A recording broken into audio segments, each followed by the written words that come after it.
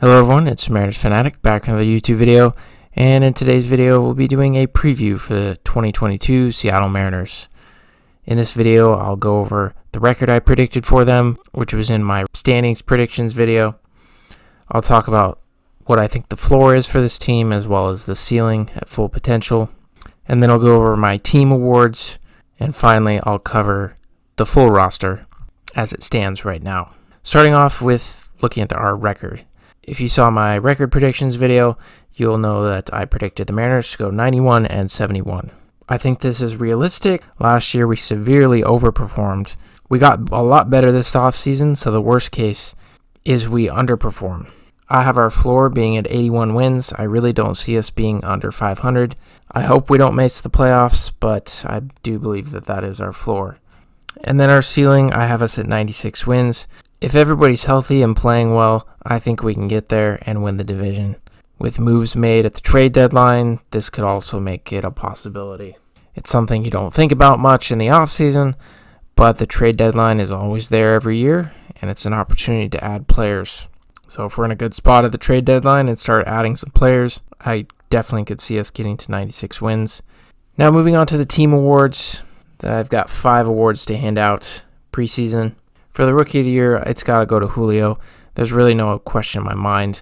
You could make an argument for Brash, but I have Brash as my breakout player, which might be cheating, but ever since I saw him pitch in Everett last summer, I was like, this guy is going to be a stud, and he rose through the ranks really quickly.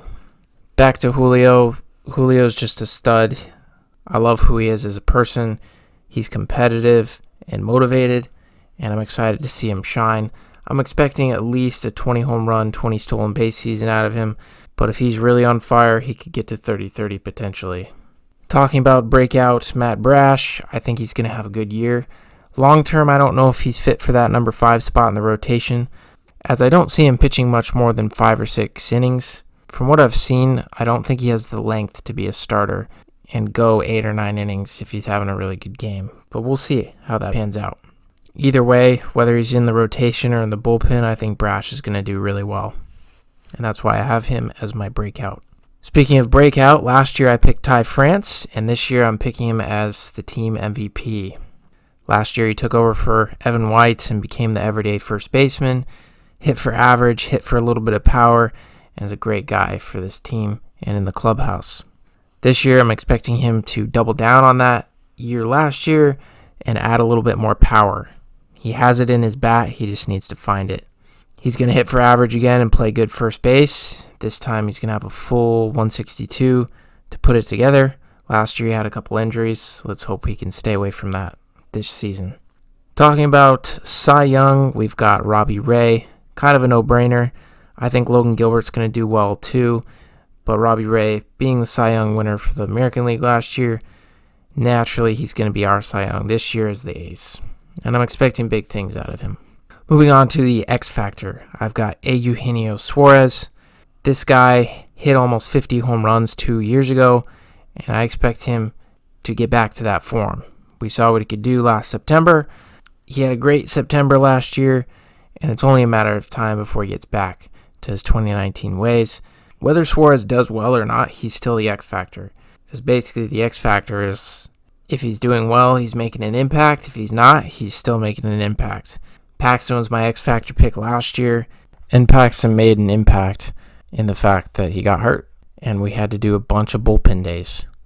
So that's something to look out for. Moving on to the roster, we'll go through it by position.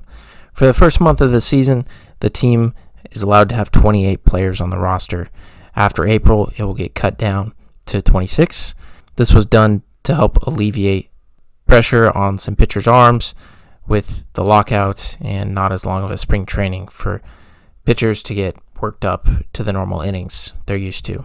Speaking of pitchers, we're going to start looking at the rotation.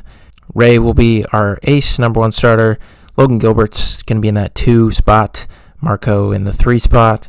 Flex in the 4 spot. And Brash is the number 5 guy in the rotation. I'm excited for all these guys. Ray's going to do well. Gilbert, I'm really excited to see him take another step forward. Last year he was pretty solid, but I'm expecting even more out of him this year. Marco and Flex worry me sometimes, but they are very consistent. Flexen needs to get better on the road. He was really good at home last year, but his road splits were kind of rough at times. We'll see how Flex does this year. And then I'm excited for Brash, of course. I already talked about him as the breakout player, but he's going to do great things for us. And then expect George Kirby at some point this season. I would likely expect to see him about May or June, similar to how they used Logan Gilbert last year. Looking at the bullpen, we've got Diego Castillo, Matt Festa, Anthony Misevich, Andres Munoz, Johan Ramirez, Sergio Romo, Paul Sewald, Justice Sheffield, Drew Steckenrider, and Eric Swanson. On the injured list, we have Ken Giles and Casey Sadler. Sadler is out for the year. Ken Giles we should expect in a few weeks. I'm really excited to see Ken Giles back on the field, and he's going to make a big impact for us this season. Swanson and Festa are probably one of the first two guys to go when Giles is healthy. I was surprised to see Festa make the club, but obviously that's probably because Sadler is out for the season and Giles is not back yet. So one of those two guys will probably be sent down. However, one of the things for me this offseason as a goal was to get a left-handed pitcher for the bullpen, and we didn't do that. Jerry looks like he's going to be trusting Misevich and Justice Sheffield as the two lefties out of the pen. Moving on to the position players. Starting at catcher, we've got Tom Murphy, Cal Raleigh, and Luis Torrens. Torrens, if he could catch, is the best out of the three. His bat is obviously farther ahead than Murphy, and right now it's farther ahead than Cal. I'd really like to see Cal Raleigh break out this year. Last year it was rough, so hoping for something different this season. And then, of course, Tom Murphy. He's going to be a good clubhouse guy. He'll do some things every once in a while. But overall, I know a lot of people, he's not their favorite, but he's a good clubhouse guy, and he's going to be on this team for right now. Looking at the outfield, we've got Mitch Haniger, Jared Kelenic, Julio Rodriguez, and Jesse Winker. And then on the injured list, we have Kyle Lewis, who should be back in a couple of weeks. They just wanted to be cautious with him coming back off the knee injuries, and I really, really hope that Kyle Lewis can come back for us and be a big factor. Winker's obviously going to hit really well. His defense in left is terrible. We've seen that firsthand this spring. So he'll probably be doing some DHing a lot as well against righties. Julio Rodriguez in center field, I'm super excited for him. Of course, I've already talked about it. And then Kelenic, I'm expecting him to take a step forward. His September was really promising. I don't expect him to be MVP or All-Star caliber, but I think he's going to be a good player. And then Mitch Haniger. Mitch Haniger is going to be solid. I think he's going to be consistent and just as good as last year, if not better. Haniger will probably play right field, Kelenic left field, center field, Julio center field, right field, and Winker left field DH. Moving on to the infield. We've got Evan White on the injured list, probably going to be out for a while, so we shouldn't be expecting to see him anytime soon. And when he does come back, I expect him to start out at AAA. He's had a lot of missed time, and then of course he's struggled with the bat when he has been with the big club. It's really tough to see. I feel for the guy, but he just won't be with us for a while. Looking at the rest of the infielders, we've got Abraham Toro and Suarez splitting time at third base probably. Suarez will be the starter, and Toro will be kind of utility and play wherever. He got some reps at first base even in the spring, so I'm sure we'll see Toro at every infield position except for maybe shortstop. And then there's Dylan Moore, who's a super utility. He'll play in the outfield as well, and second base, a little bit of third base maybe. If Moore can get back to his 2020 form, he's a really key player for us. If he's like he was last year, he'll still have some moments, but we really need him to do better. Adam Frazier, I'm excited to see how he can do. We really need the Frazier from Pittsburgh and not how he performed in San Diego. But either way, he's going to be an upgrade at second base from what we had last year.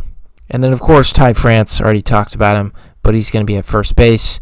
And then JP is going to lock down shortstop. I'm hoping for JP to do a little bit more with the bat. He made strides forward last year, and he's made strides every season with the bat. But I would still like to see a little bit more out of him from the shortstop position. Either way, he's going to lock down short. So that's everybody. That's the whole team, the roster right now. Like I said, in about a month, it's going to go down to 26-man roster. like normal, but for the first month of the season, it's 28. And then the guys on the injured list, they're still on the big league club, technically, but when you're on the injured list, you're not taking up an active roster spot. So even though there's 32 names on the roster, there's only 28 active. So that's the breakdown of our roster, guys. I hope you guys enjoyed this video, and it's probably going to be coming out after the first game, unfortunately. So I was not able to get it done in time, but I hope you guys enjoyed the video, and I'll see you guys in the next video. Mariners Fanatic, out.